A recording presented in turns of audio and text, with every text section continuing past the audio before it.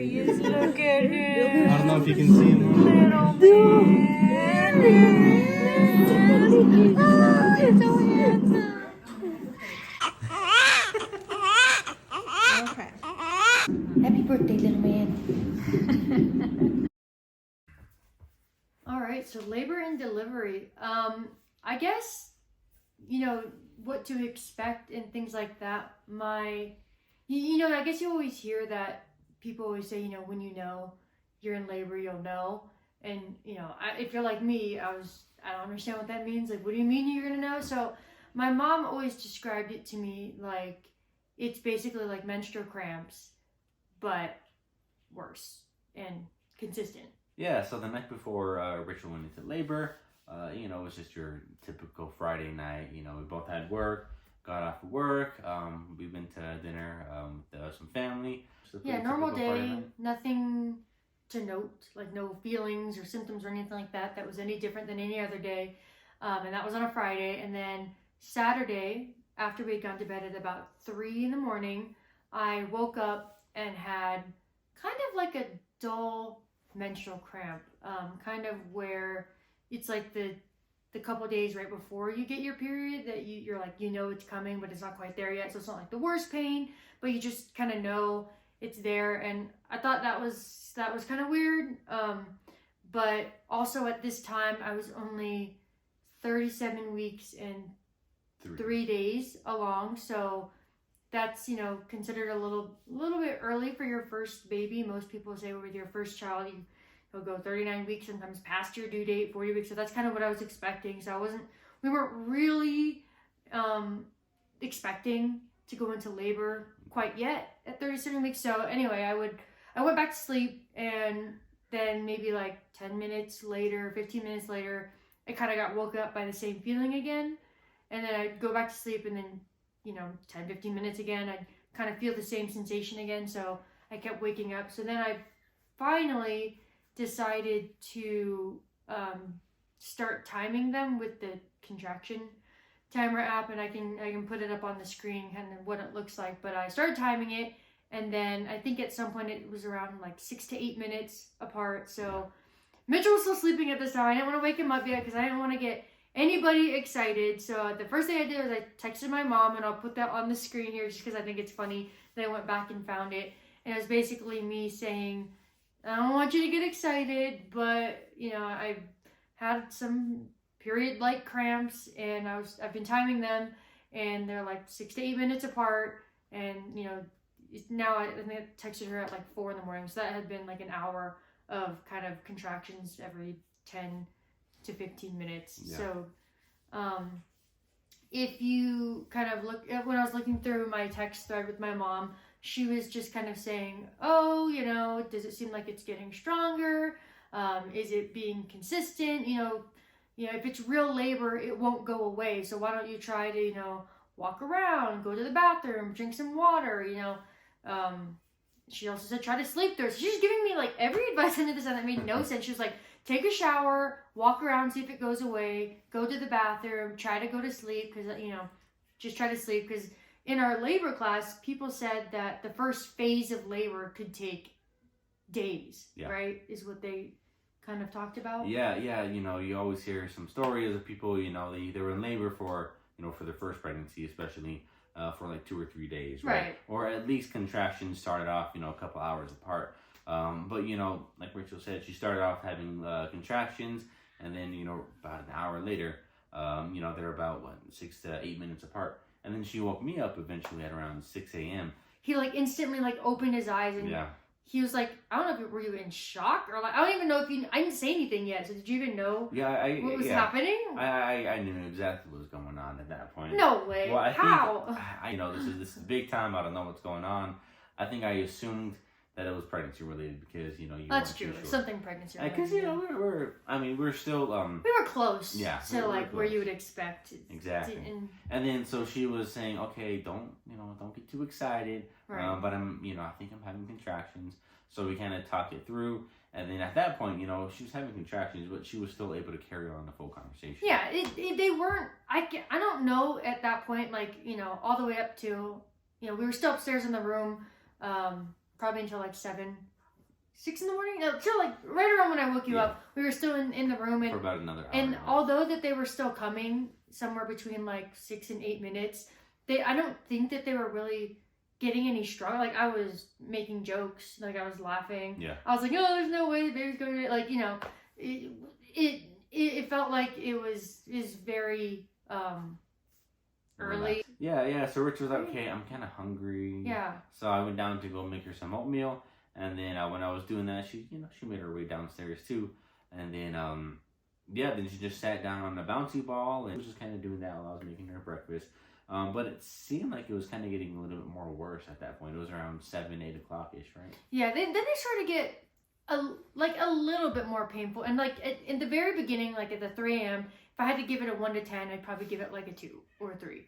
Like it was a little bit like dull, kind of annoying, but you know, it was nothing that you couldn't talk through. I think they still were about 5 to 8 minutes apart. Like every time we would have like ones that are really close, like maybe like 4 minutes, but then we'd also have, you know, 2 or 3 where it was, you know, 7, 8 minutes apart. Yeah. But they were increasing in pain, maybe like up to a 3 or a 4. Like still nothing where I couldn't talk through it, where I couldn't walk around. Yeah, What hours? Yeah, maybe like, another 2 hours. So it was like 8 or 9 or 10 o'clock. Yeah, the contractions definitely got stronger, and I was not wanting to talk anymore throughout the contractions.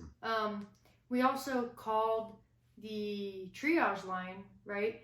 And we explained, you know, how far along I was and how often the contractions were coming, and she basically said, you know, oh, it's early, like you're only 37 weeks, it's also your first baby, you're probably going to be, you know, contracting for a long time, so why don't you know, wait another hour and see if it keeps going, you know, clock. So I took a shower, went upstairs.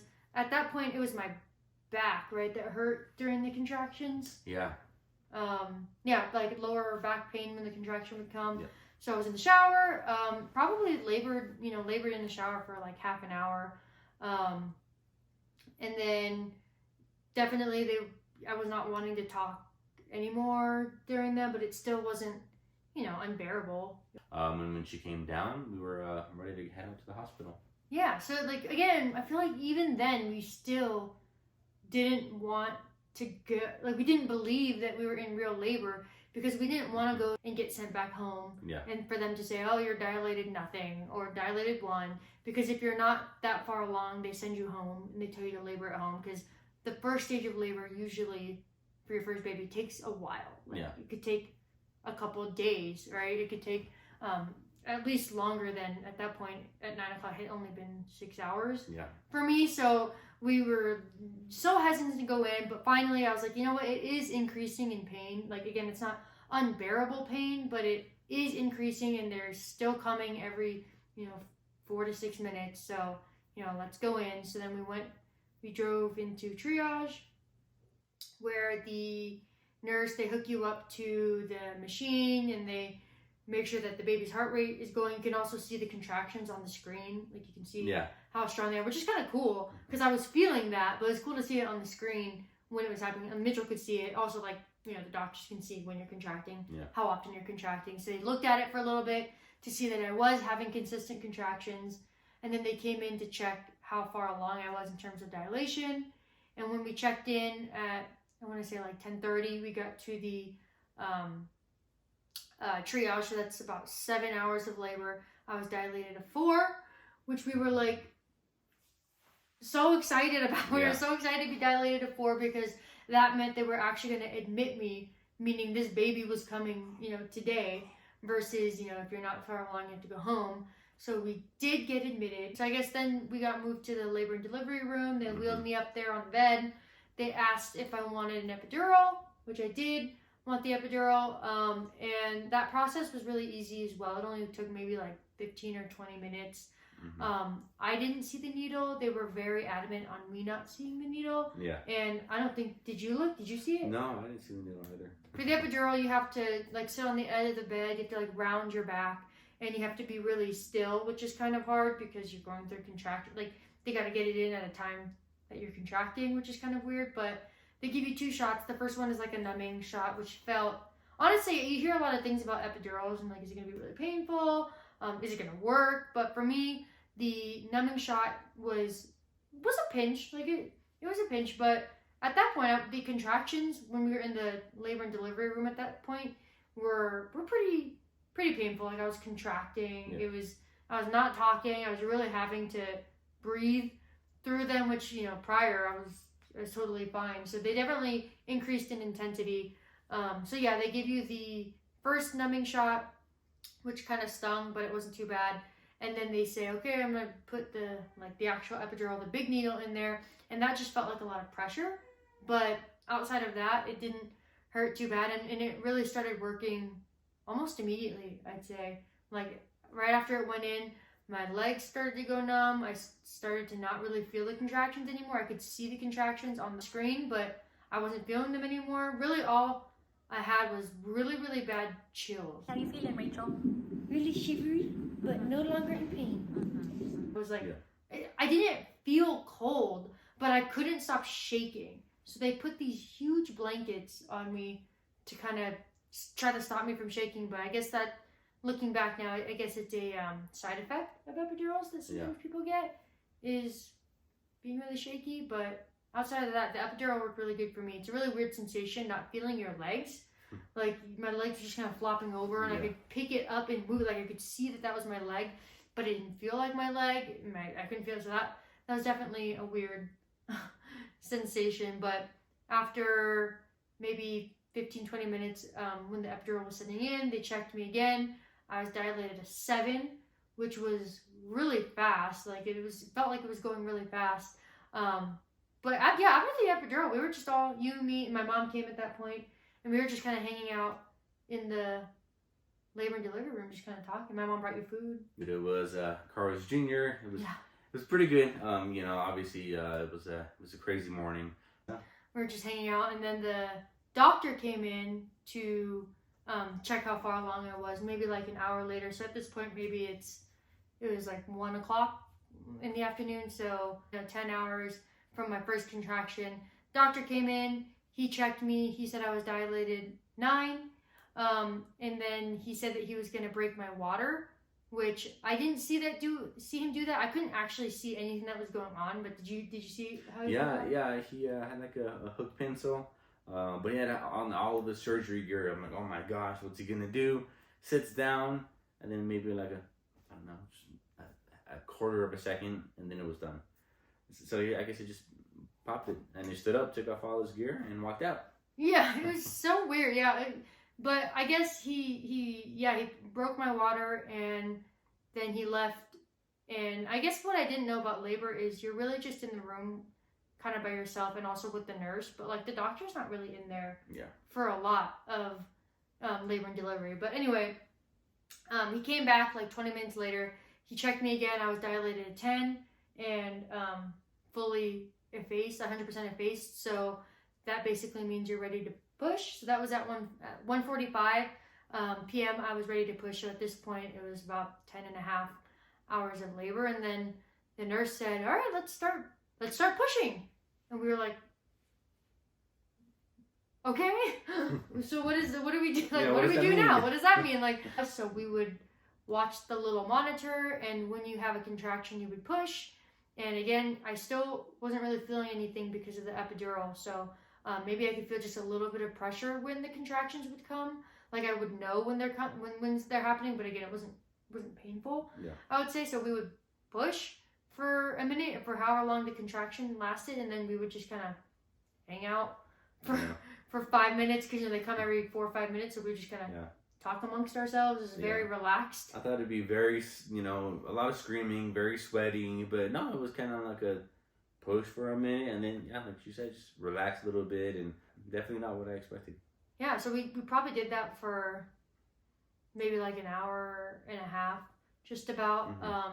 Around, 2:45, 3 o'clock, the doctor came in, which I guess meant that we were making we kind of knew we were making progress, because at some point the nurse would be like, oh, I can he has hair, which we were excited about because I was born completely bald. So I had no hair, so I didn't know if he was going to have hair, but she's like, oh, I can see his hair. So like at some point we were obviously, he was getting lower and getting closer to coming out. So the doctor came in and he was like, okay, well, it's about that time. And at that point, it really did feel like I had a bowling ball between my legs, like just a lot of pressure. Again, still, I wouldn't describe it as painful, just a lot of pressure that was going on. So, you know, I did one, you know, push, and his head came out, and you actually saw, right, his head? Yeah, it kind of popped out. You know, it was like a really, really quick, you know, you go from seeing, you know, some hair, and all of a sudden his entire head's out.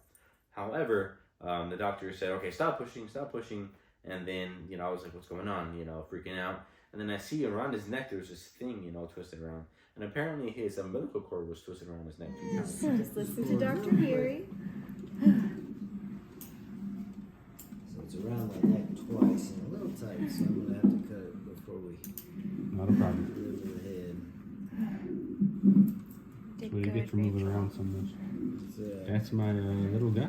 That's He's done really well for that. Tangle, There he is. Look at him. I don't know if you can see him. Little man. Oh, he's so handsome. Oh, there.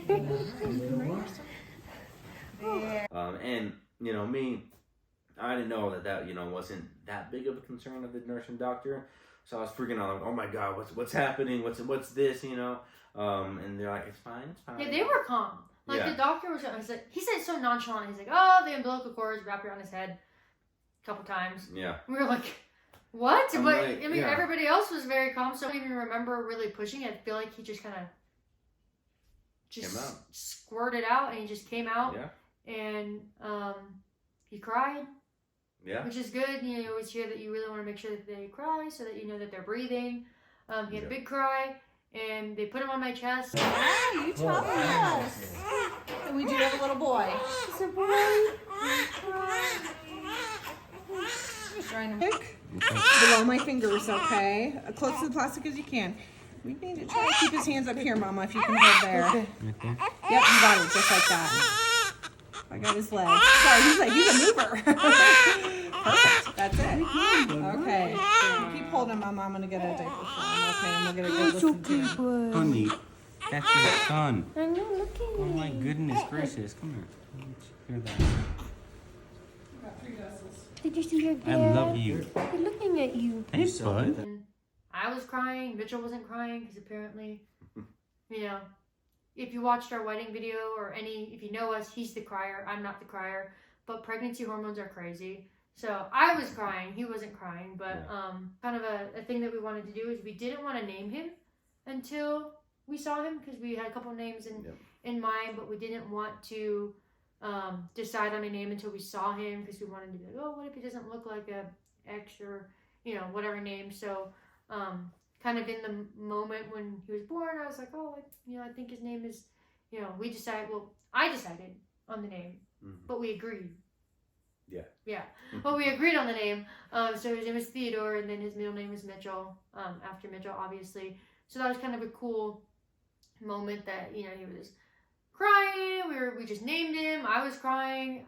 Apparently, they were stitching me up down there. But honestly, again, epidural is like magic. I didn't feel anything down there. So he was stitching it up and like they were pushing on my stomach to make sure everything was good. But in terms of like feeling, I could feel nothing that was going on. And then once they finished stitching me up, you know, I was already doing skin to skin with Theodore at that point. And then they let the rest of my family in. So like everybody came in, and it's so weird how calm it was. Like after you have the baby, they're like, oh, well, here's your baby.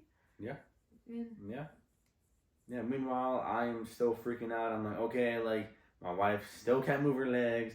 She's still, you know, really cold, and you know, the baby's like, you know, what do I do with him now? You know, like, oh my goodness, like someone's holding the baby. I'm like spotting them, even though this person holding the baby has held many, many babies. I'm like making sure, you know, like that's where my job begins apparently. But yeah, like other than that, it was kind of like a party. You know, people were saying congratulations. Everyone was so They happy. got the weight of the baby, like Yeah. that, and like all the statistics Exactly. of the baby. They get like All the the tests and weight, how everything. big their head is, Yeah.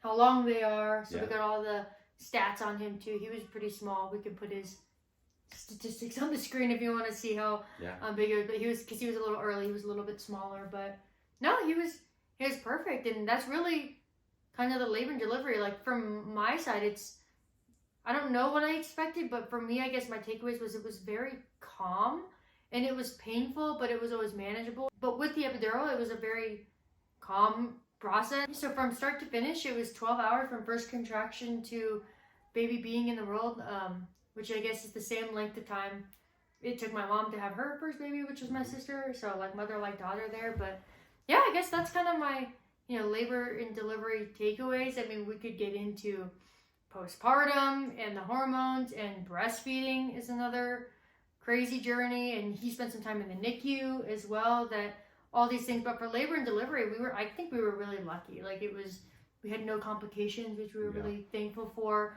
It was really fast. Every time they checked me, I was dilated more and more, and we were moving, and it was epidural, and then we were put it was just so fast. But I don't know what takeaway was it what you expected? Yeah, I mean, same thing. It was just not at all what I expected.